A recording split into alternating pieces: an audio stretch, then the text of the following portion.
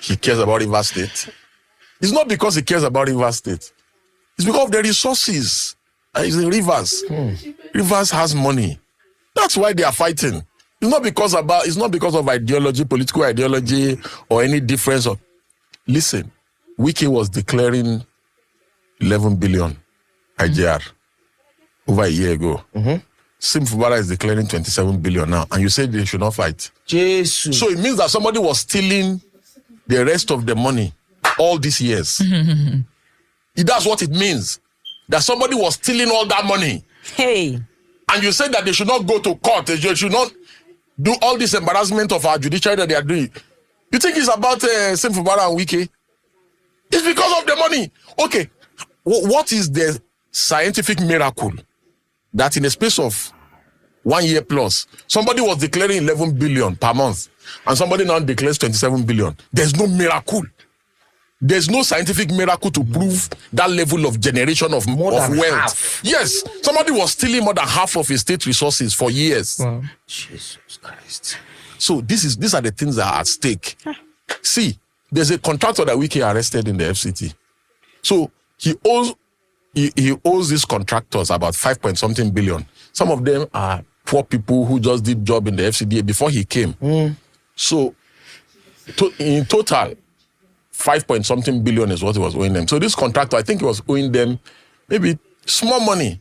Some of the contractors, they owe them 300,000, 400,000 because they just did supply. You know, you supply the contract with your money, and after you now government pays it. So the contractor sent him a message.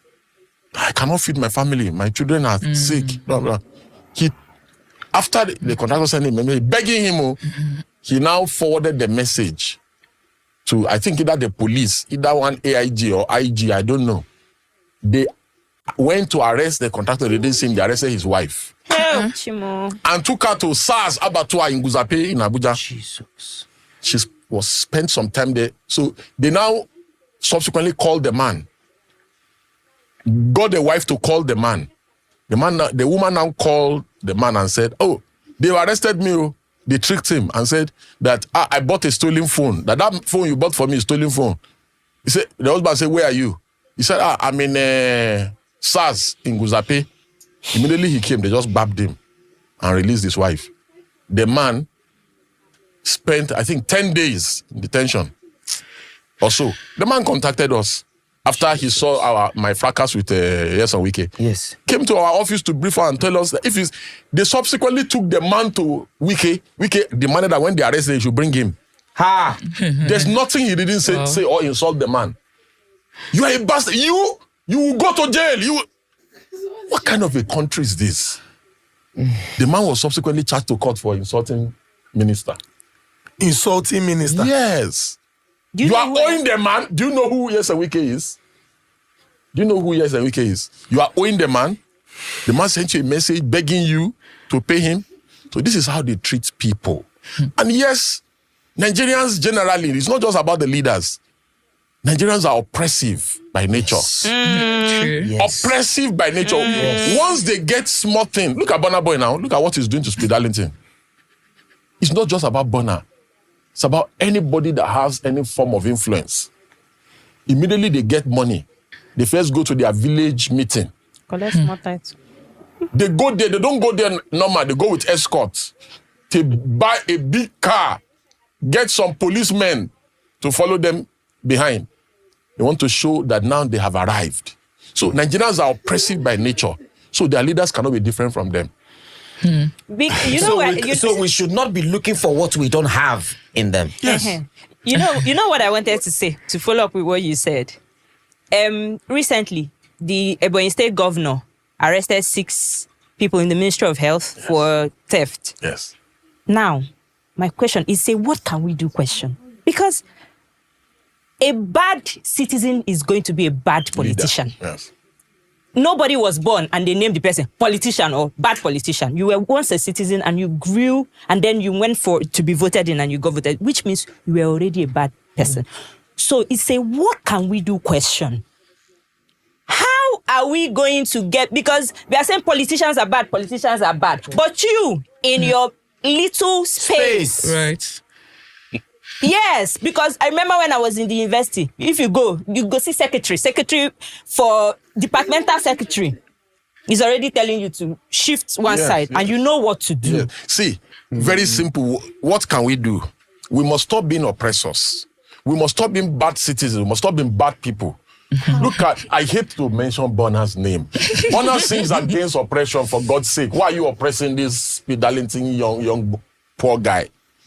After all, you say you're an African giant. Why are you oppressing a mosquito?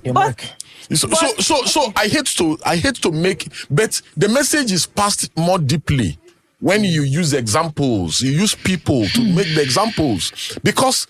And if I do it tomorrow, I want to be criticized for doing it. If I oppress anybody, I want to be criticized. I want to be held accountable for doing so. So it's about, yes, those Ebonyi people, they've been thieves all along.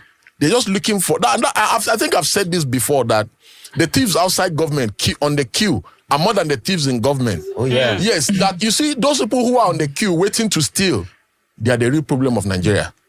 They are the ones that they put the thieves in government under more pressure.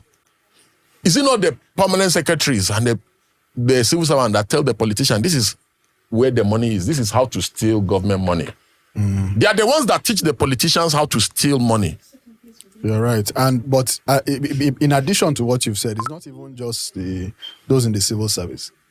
Anytime you see corruption in government, usually there's a private sector entity that is involved, right? Because there's somebody on the other side that they are doing a contract with, or that they are entering into an arrangement with.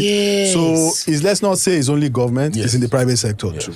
But I will also say that whilst we have bad people, we have corrupt people and all of that, people who are oppressive and so on, we also have good people. Because there's a generosity of spirit that we also have. Yeah.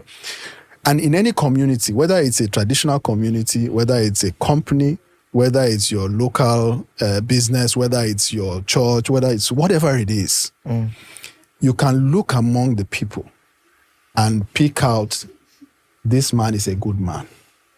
This man, there's question mark about him. You see what I mean? True. And that's the reality. There are people who are not suited for leadership.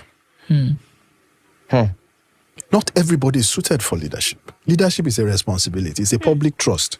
If you want to trust somebody, it's not everybody that you trust something with. Yes.